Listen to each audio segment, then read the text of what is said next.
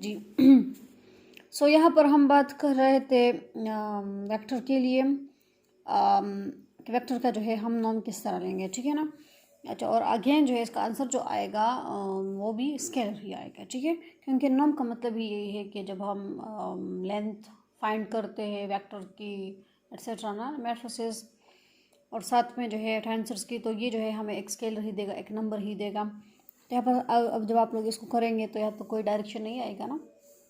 अच्छा, यहाँ पर जो है ओनली मैग्नीट्यूड ही आएगा, और वो मैग्नीट्यूड जो है वो एज स्केलर, क्योंकि स्केलर का डिफिनीशन ही है कि हम जो है यहाँ पर ओनली शो करेंगे मैग्नीट्यूड। तो यहाँ पर जो मतलब आएगा तो वो कोई नंबर ही होगा।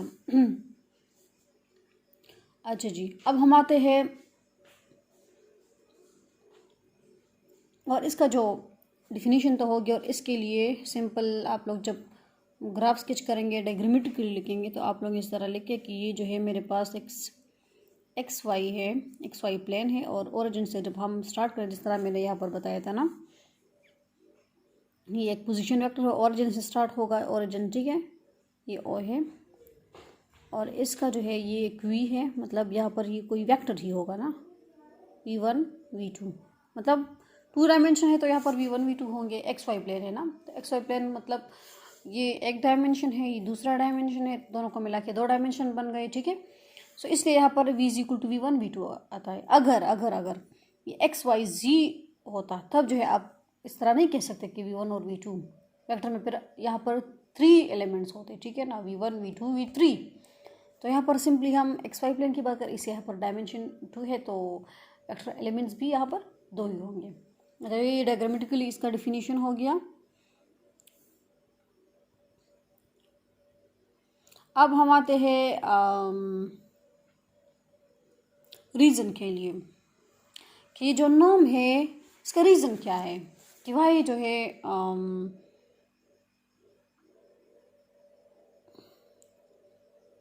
कि हम जो है नॉर्म को क्यों यूज़ करते हैं। तो इसके लिए दो रीज़न है। एक रीज़न तो ये है कि जब हमारे पास एक बड़ा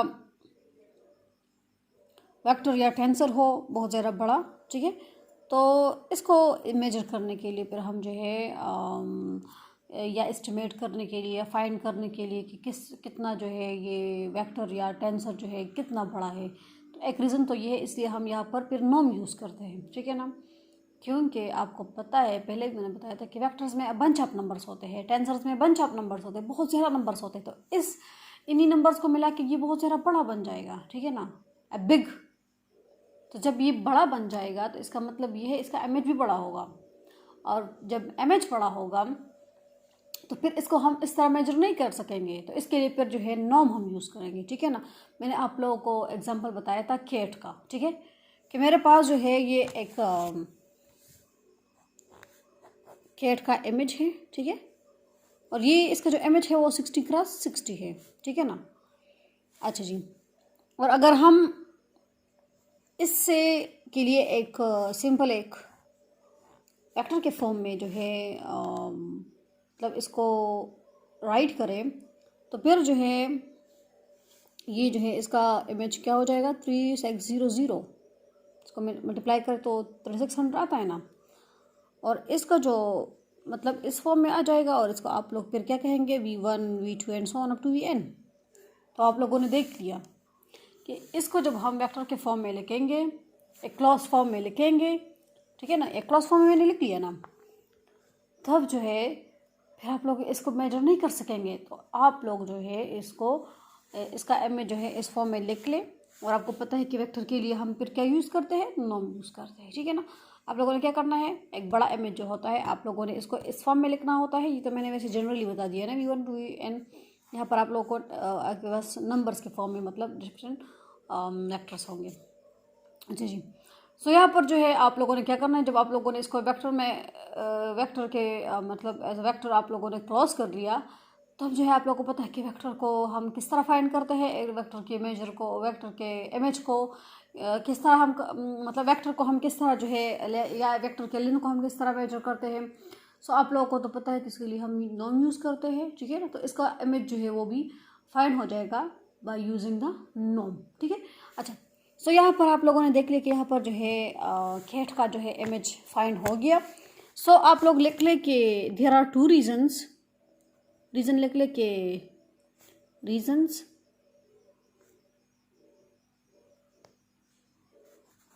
so there are two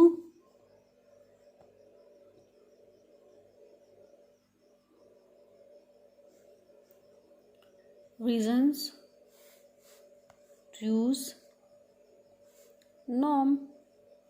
अच्छा, सो यहाँ पर दो रीजंस है, मैंने पहले बताया था। एक जो रीज़न है वो ये है, स्टेरिक लिख ले या हाँ स्टेरिक ही लिख ले, कि टू एस्टिमेट या to find, estimate how big, कि कितना जो है ये वेक्टर, ये टेंसर कितना बड़ा है। सो ये जो बिग है असल में हमारा जो यहाँ पर इम्पोर्टेंट जो बात है वो यहाँ पर बिग की है, ठीक है। जो चीज़ इंपॉर्टेंट होती है इसलिए उसको हम इन्वर्टेड कॉमास में क्लोज कर लेते हैं। अच्छा जी, वेक्टर और टेंसर,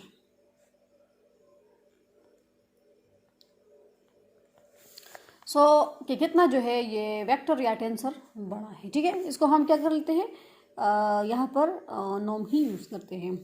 अच्छा, दूसरा रीज़न क्या है? दूसरा रीज़न ये है कि कितना जो है एक वेक्टर दूसरे वेक्टर के क्लोज है, कितना जो है एक मैट्रिक्स दूसरे मैट्रिक्स के क्लोज है, कितना जो है मैट्रिक्स, जब हम एक की बात करें तब हम मैट्रिक्स बोलते हैं, MATRIX, ठीक है। और जब हम डिफरेंट यहाँ पर मैट्रिसेस बन जाते हैं तब इसका नाम क्या बन जाता है, मैट्रिसेस, ठीक है ना, मैट्रिसेस। अच्छा जी, तो अगर एक मैट्रिक्स दूसरे मैट्रिक्स के क्लोज आता है तो तब जो है हम यहाँ पर नॉर्म यूज़ करते हैं कि कितना जो है हम यहाँ पर एस्टिमेट करते हैं, फाइंड करते हैं कि एक वेक्टर दूसरे वेक्टर के कितने क्लोज है, एक मैट्रिक्स दूसरे मैट्रिक्स, एक वेक्टर दूसरे वेक्टर के, एक टेंसर दूसरे वेक्टर टेंसर के जो है टेंसर दूसरे टेंसर के कितना क्लोज है, ठीक है ना। अच्छा जी, तो यहाँ पर फिर हम क्या यूज़ करेंगे, हम यहाँ पर नॉर्म यूज़ करेंगे। तो यहाँ पर लिख ले कि to estimate how close one, यहाँ पर जो इम्पोर्टेंट चीज़ है वो हाउ क्लोज है, जिस तरह यहाँ पर बिग की बात की जाती है ना। तो आप लोगों ने ये दो नेम्स याद रखने, तब जो आप लोगों सेंटेंस भी आप लोग नहीं भूलेंगे, ठीक है। How close one tensor to another, or one vector is to another, or one matrix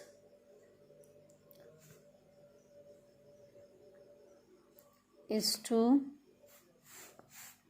another, and so on, ठीक है ना।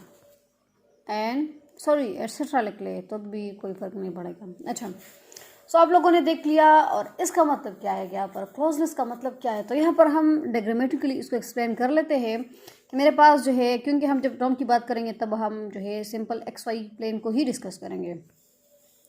XY प्लेन मैंने लिया, यहाँ पर जो है ऑरिजिन से मैंने दो वेक्टर्स ड्रा कर लिए, एक जो है V1 है, एक जो है दोनों जो है एक ट्राइंगल यहाँ पर मतलब का शेप बन जाएगा ना, V2 जो है, ठीक है। तब जो आप लोग देख सकते हैं कि यहाँ पर V1 और V2 है, दोनों किस तरह क्लोज होंगे, ये इसी तरह क्लोज होंगे जब हम इन दो पॉइंट्स को मीट कर लेंगे, मतलब ये इसके करीब जाएगा या इसके करीब जाएगा, तो इसके करीबनेस के लिए जो है हम यहाँ पर लाइन स्केच करेंगे। जब लाइन स्केच करेंगे तब जो है ये एक दूसरे के क्लोज हो जाएगा। अच्छा जी, सो यहाँ पर हम क्या कर लेते हैं, इस लाइन को हम मीट कर लेते हैं, और ये जो लाइन है ये असल में इससे हम जब ये माइनस करते हैं तो ये इसके इक्वल आता है, ठीक है ना। तो इसका मतलब यही हुआ कि जब हम दो वेक्टर्स के बीच डिफरेंस लेते हैं तो इसका मतलब ये है कि क्लोज हो गया इसका।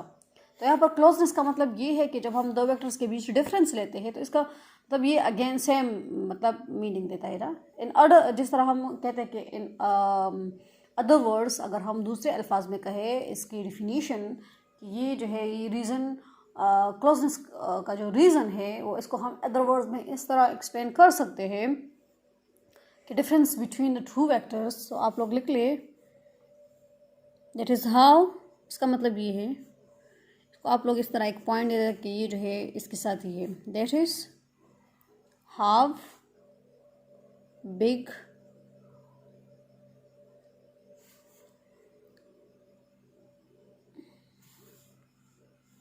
कि कितना जो है इसमें डिफरेंस कितना बड़ा है, डिफरेंस बिटवीन two tensors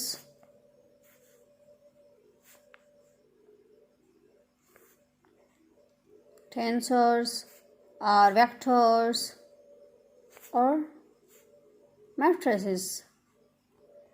तो कितना जो है यहाँ पर कितना ये जो डिफरेंस है ये कितना बड़ा है between the two matrices, the two vectors and the two tensors, ठीक है ना। अच्छा जी, अब हम आते हैं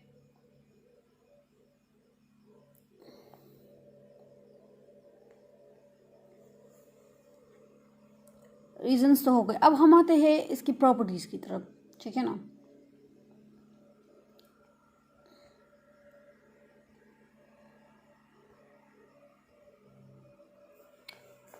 नॉर्म्स साथ में लिख ले, यहाँ पर टॉपिक दे रहे कि प्रॉपर्टीज। अच्छा, जो प्रॉपर्टीज है आप लोग लिख ले कि mathematically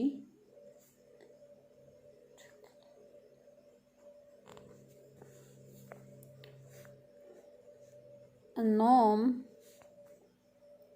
is any function f, जिस तरह मैंने पहले बताया था कि ये फंक्शन होगा जो कि सेटिस्फाई करेगा, दैट सेटिस्फाइज।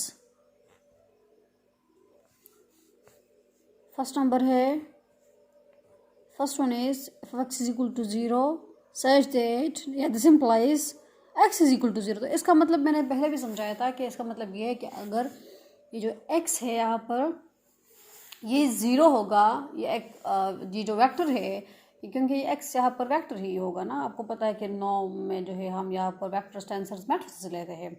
सो यहाँ पर जो x होगा, ये अगर ये वेक्टर जो है, अगर ये वेक्टर ये 0 होगा तब जो है हमारा जो फुल फंक्शन है वो भी 0 ही होगा, ठीक है ना। मतलब अगर ये x जो है 0 होगा, हमारा फंक्शन भी 0 होगा, ठीक है। इसको हम क्या कहते हैं, इसको हम ज़ीरो वेक्टर प्रॉपर्टी भी कहते हैं, ज़ीरो वेक्टर, ठीक है ना। अब सेकंड वन जो है आप लोग इसको स्टेरिक भी दे सकते हैं, स्टेरिक 1, स्टेरिक 2, कुछ भी दे देना, पॉइंट से या कुछ और। सेकंड प्रॉपर्टी ये है कि F of X plus Y is less than और equal to F of X plus F of Y, जिस तरह मैंने पहले बताया था आप लोगों को कि यहाँ पर ट्राइंगल, इसको हम क्या कहते हैं, यहाँ पर इनइक्वलिटी यूज़ हुई है। सो इसका जो नाम होगा वो ये बन जाएगा कि ट्राइंगल इनइक्वलिटी। और यहाँ पर जो फर्स्ट डिफिनीशन में इसका जो जिक्र आया था वो मैंने आप लोगों को बताया है कि ये किस तरह जो है ये ट्राइंगल इनइक्वलिटी है, ठीक है ना। तो अगर खैर थोड़ा सा फिर से आप लोगों को बता दूँ कि किस तरह जो है ये ट्राइंगल इनइक्वलिटी है। इस तरह जिस तरह मैंने बता दिया ना कि यहाँ पर हम एक्स वाई प्लेन ही लेंगे, ठीक है। मैंने यहाँ पर दो वेक्टर्स ले लिए, यहाँ पर एक्स और वाई जो भी चीज़ें हम यहाँ पर डिस्कस करेंगे ये सारे वेक्टर्स ही होंगे, ठीक है ना। एक वेक्टर एक्स है, एक वेक्टर वाई है, ठीक है ना। अच्छा, इन दोनों को जब हम एडअप करेंगे, जिस तरह मैंने डिफरेंस के लिए कहा था, तो यहाँ पर हमने डिफरेंस लिया था ना। अगर हम इन दोनों को ऐड कर रहे हैं, क्या कर रहे हैं, ऐड कर रहे हैं, तो यहाँ पर जो है एडिशन के लिए फिर जो है हम यहाँ पर एक्स प्लस वाई ही लेंगे ना। ये जो लाइन होगा ये असल में इन दोनों को ऐड करके जो है हमें मिला है, ठीक है। अच्छा, और ये जो है एक्स है, ये वाई है। सो अगर मैंने पहले बताया था कि अगर हम इसको सेपरेट ऐड करते हैं, मतलब एफ एक्स लेते हैं, इसका फंक्शन लेते हैं, इसका फंक्शन लेते हैं, इन दोनों को ऐड कर लेते हैं, आपको पता है कि इसके जो है या तो इक्वल होगा और या जो है इससे ग्रेटर होगा, ठीक है ना। तो आप लोगों ने देख लिया कि ये जो है ये वाला टर्म इससे लेस हो सकता है, इक्वल हो सकता है इसके, लेकिन इससे ग्रेटर नहीं हो सकता, क्योंकि ये आप लोग ये इस लाइन को देख सकते हैं कि इन दो लाइन से जो है मतलब कभी भी बड़ा नहीं होगा, इन दोनों के कॉम्बिनेशन से जो है ये लाइन कभी भी बड़ा नहीं होगा। सो यहाँ पर जो है इसको हम क्या कहते हैं, ट्राइंगल इनइक्वलिटी, ठीक है ना। अच्छा, थर्ड वन प्रॉपर्टी जो है, और ये जो है यहाँ पर ये प्रॉपर्टीज नॉर्म के लिए ही है, ठीक है ना, क्योंकि आप लोगों को पता है कि नॉर्म हम जब स्टार्ट लेते हैं तो इसी से ही लेते हैं कि हमारे पास एक्स वाई प्लेन होगा और ये ओरिजिन से ही स्टार्ट होगा, ठीक है ना। अच्छा जी, ये थर्ड प्रॉपर्टी ये है कि फॉर ऑल, अगर हम यहाँ पर स्केलर की बात करें alpha, for all alpha belong to real number, ये एक एनी रियल नंबर है, एक एनी स्केलर है, ठीक है, such that F of alpha of x जो है, मतलब यहाँ पर अल्फ़ा स्केलर है, एक्स एक वेक्टर है, ठीक है ना। तो अगर हम इन दोनों को मल्टीप्लिकेशन के फॉर्म में इस तरह लिख लें तो फिर क्या होगा, अल्फ़ा बाहर हो जाएगा। और आपको पता है अल्फ़ा के लिए हमेशा जो है सिंगल बार होता है, मॉडुलस में ही हम जो है इसको डिफाइन कर सकते हैं, इसके लिए हम मॉडुलस ही फाइंड करेंगे, ठीक है ना। आप लोग कभी भी इस तरह नहीं कर सकते कि अल्फ़ा पे भी जो है आप लोग डबल बार लगा दें, क्योंकि स्केलर के लिए हमेशा जो है एब्सोल्यूट ही होता है। अच्छा जी, अब आते हैं और यहाँ पर जो रह गया है अल्फ़ा तो बाहर और एफ ऑफ एक्स, ठीक है, जो फंक्शन होगा फिर इसके साथ देखे जाएंगे। अच्छा, इसको हम क्या कहते हैं, लीनियरिटी रूल। तो इससे मैं इसके रिलेटेड मैं एक एग्जांपल, डेली लाइफ एग्जांपल बता देती हूँ कि मेरे पास जो है एक रबड़ है, या एक आप लोग कुछ भी कह दे जो कि मतलब जो जिसको आप लोग जो है इस तरह स्ट्रेच कर लेते हैं, ठीक है ना, उसको एक्सपेंड कर देते हैं। तो ठीक है, और अगर उसी में जो है एक्सटेंशन में जो है थोड़ा सा इजाफा हो जाए, इसके लेंथ में थोड़ा सा इजाफा हो जाए, फॉर एग्जांपल मेरे पास जो है ये एक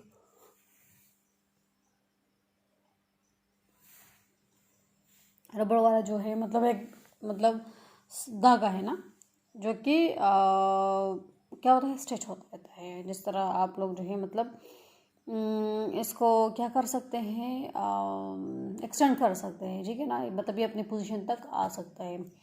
मतलब अगर जब आप इसको छोड़ देते तो बस अपनी पोजीशन आ जाती है, लेकिन जब हम इसको एक्सटेंड कर देते हैं तब जो है ये इस तरह अपने पोजीशन से जो है ये थोड़ा सा और एक्सटेंड हो जाता है, ठीक है ना। सो यहाँ पर जो एक्सटेंशन यहाँ पर आई है ये इसके लेंथ में इंक्रीज आई है, ठीक है ना।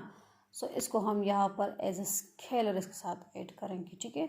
अब पहले हमारे पास का जो लेंथ था वो 5 था, और अब जो है इसके लेंथ में इंक्रीज आ गई है 2 टाइम्स, तब जो है अब हमारा फुल लेंथ जो होगा वो 5 और 2 साथ में ऐड होगा। तो यहाँ पर आप लोग देख सकते हैं, इसलिए यहाँ पर अल्फ़ा आया है साथ में। कि इस तरह के डिफरेंट एग्जांपल हो सकते हैं कि अगर इसके लेंथ में थोड़ा सा इजाफा हो जाए बाय स्ट्रेचिंग, ठीक है ना, बाय एक्सटेंड इट, सो ये या बाय एक्सपेंड इट, तो ये चीज़ें जो है इसको फिर मतलब थोड़ी सी मैटर कर जाती है ना, इसके लेंथ में जो है इजाफा हो जाता है। सो यहाँ पर जो है ये थर्ड प्रॉपर्टी नॉर्म के लिए यूज़ होगी, ठीक है। अच्छा जी, अब जो है नॉर्म के डिफिनीशन भी हो गए, इनके प्रॉपर्टीज़ भी हो गए, रीजंस भी हो गए, ठीक है ना, रोटेशंस भी हो गई। अब हम आते हैं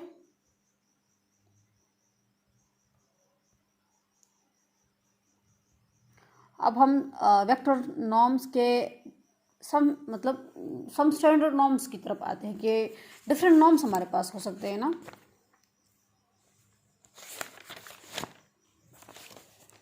सम स्टैंडर्ड नॉर्म्स लिख लें।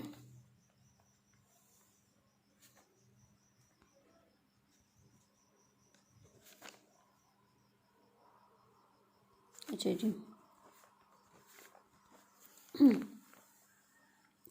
सम स्टैंडर्ड नॉर्म्स है, सो आप लोग इसके साथ लिख लें, मतलब सम स्टैंडर्ड नॉर्म्स भी लिख ले और साथ में जो है ये लिख ले कि वेक्टर नॉर्म्स, ठीक है।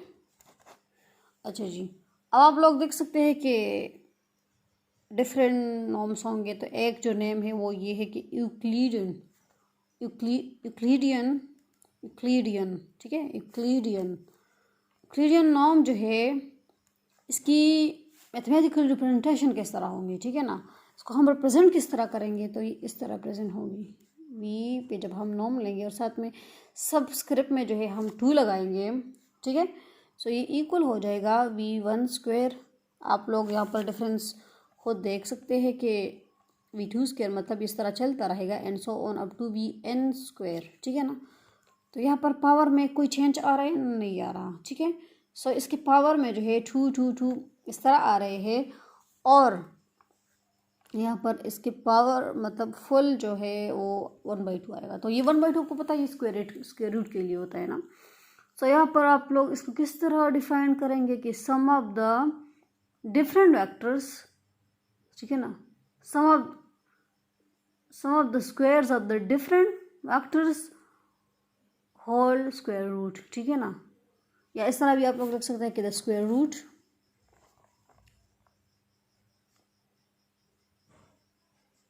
of sum of the different squares vectors, ठीक है ना।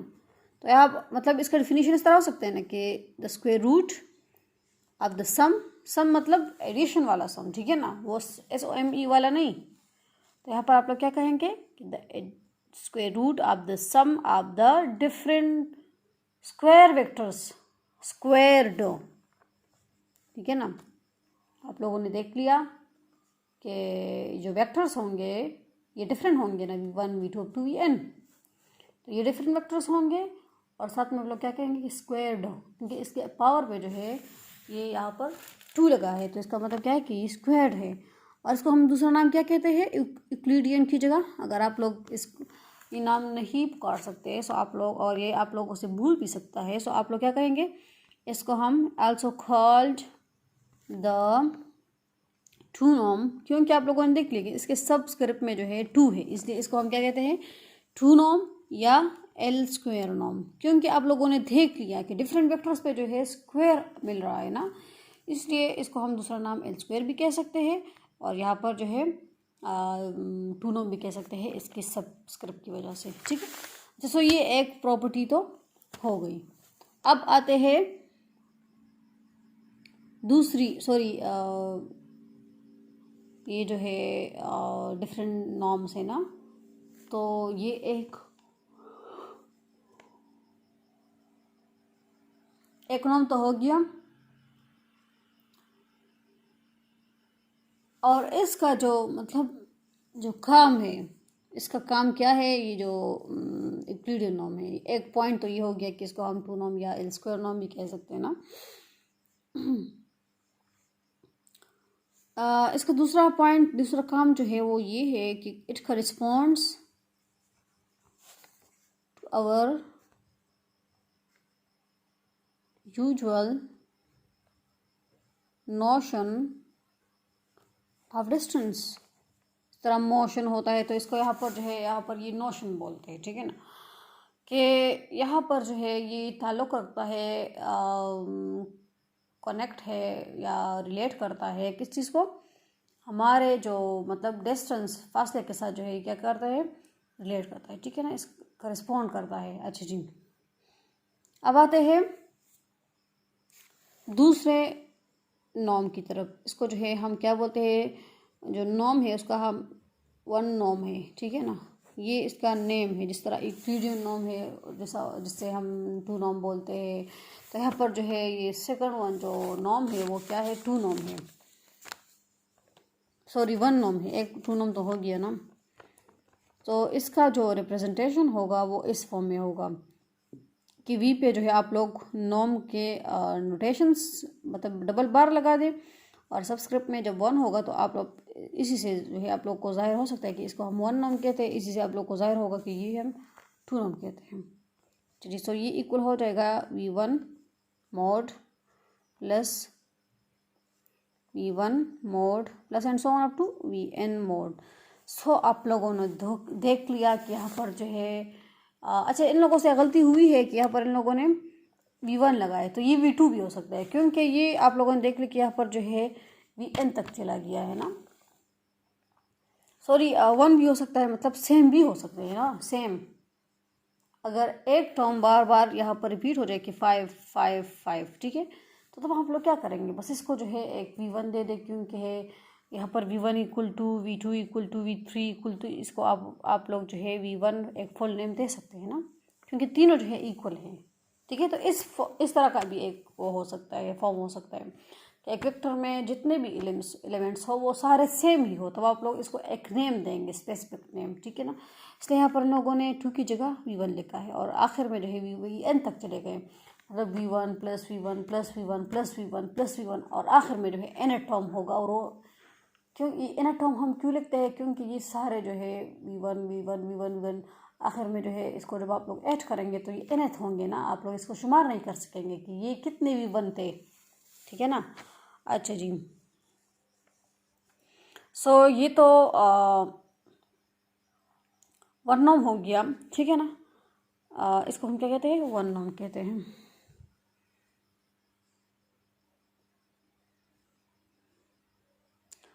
अच्छा, इसके लिए मैं एक वेक्टर ले लेती हूँ, फिर हम इसको सॉल्व करेंगे, ठीक है।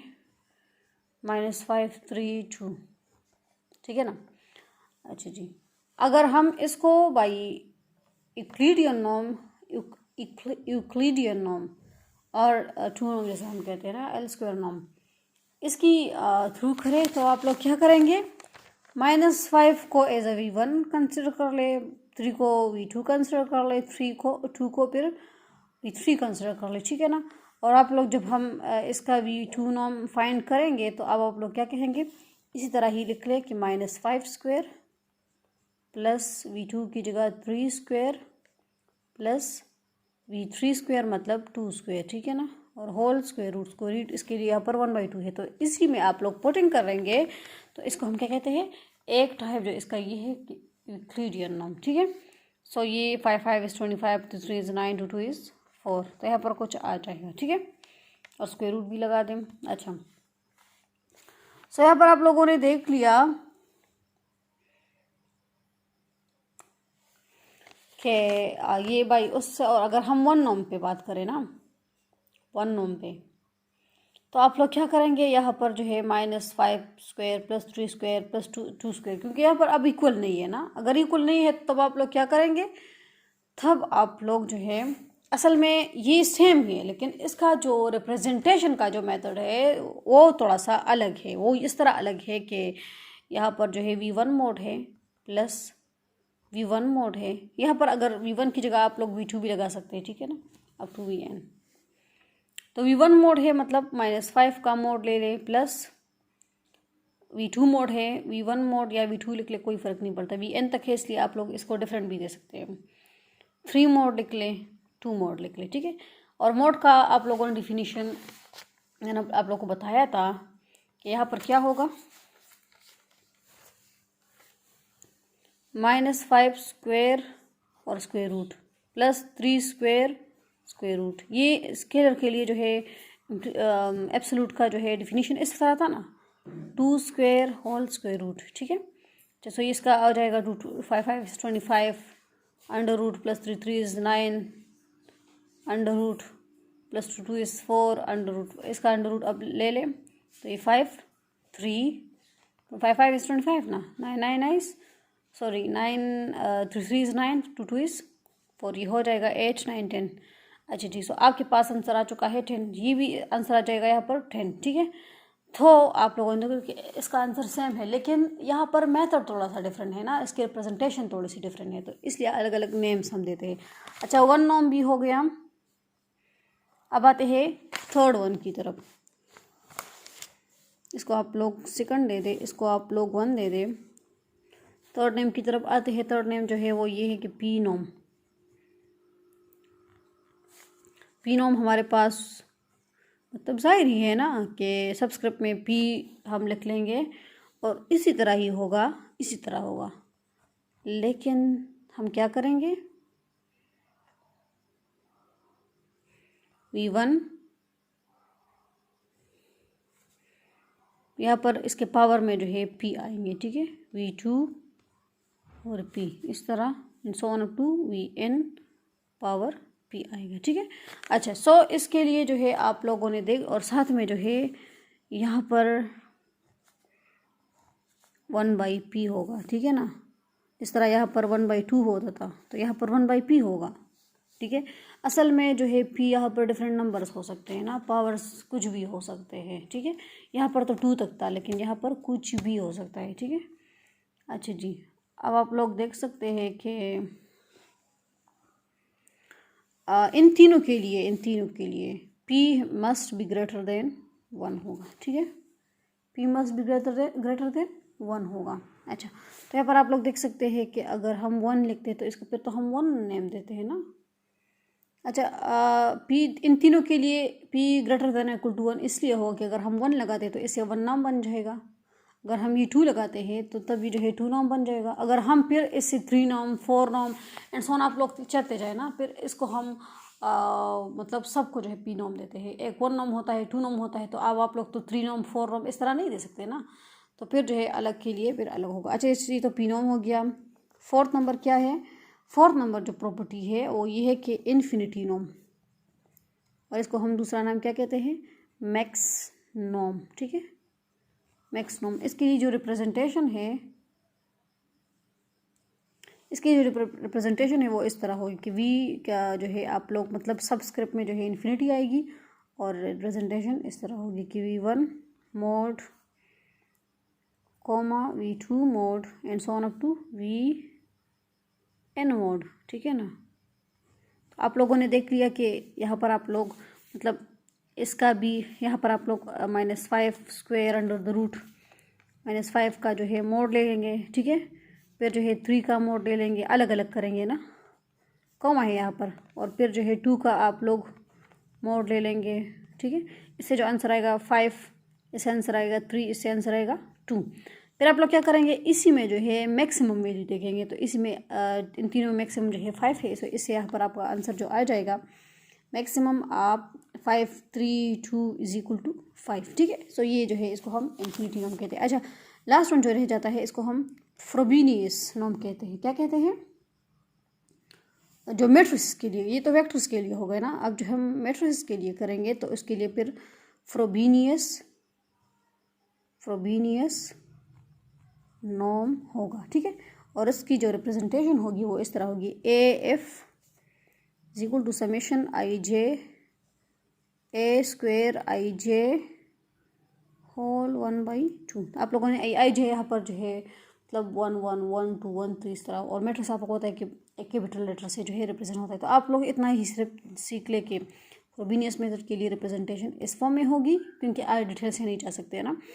और ये जो है यूक्लिडियन के मतलब इक्वल हो सकता है। ठीक है ना, और लेकिन इक्वल भी नहीं हो सकता। कुछ इनके प्रॉपर्टीज़ इस तरह होंगे कि इसमें इक्वल हो, कुछ प्रॉपर्टीज़ में इक्वल नहीं होंगे। ठीक है, अच्छा, तो आप खैर डिटेल में ना जाए, लेकिन थोड़ा सा देख ले कि ये जो है, ये जो मैंने आप लोग डिफरेंट नॉर्म्स बता दिए, ये जो 3 डिफरेंट प्रॉपर्टीज़ थे उनको सेटिस्फाई करते हैं, क्योंकि उनमें से एक को भी सेटिस्फाई कर सकते हैं या सबको भी सेटिस्फाई कर सकते हैं। अगर हम एक ही बात करें कि वो जो ज़ीरो वाला था ना, f(x = 0) दिस इम्प्लाइज x = 0, तो वो अगर हम इन्फिनिटी में देखें, इन्फिनिटी के उसमें देखें कि यहाँ पर आप लोग यहाँ पर भी ये वेक्टर भी 0 ले रहे, ये वेक्टर भी 0 ले, ये वेक्टर भी 0, और इसका जो है आप लोग मैक्सिमम भी आपको पता है कि सबका जो है सेम है, तो 0 ही मैक्सिमम आएगा ना। और यहाँ पर जो वेक्टर है वो भी आप लोग 0 ले, तो आपको पता है कि 0 = 0, सो ये सेटिस्फाई कर जाती है ना। फुल जो है इक्वल टू 0 हो जाता है, तो आपको पता है फुल फंक्शन इक्वल टू 0 हो जाएगा। अगर हम यहाँ पर लेते हैं सब में जब 0 पुट कर देते हैं, सब में वेक्टर जब 0 पुट कर देते हैं, तो फुल फंक्शन जो है ये 0 बन जाता है। तो ये वाली प्रॉपर्टी जो है सब सेटिस्फाई करते हैं, तो एक प्रॉपर्टी हमने सेटिस्फाई की, और जो है आप लोग खुद देख ली। ठीक है, अल्लाह हाफिज़।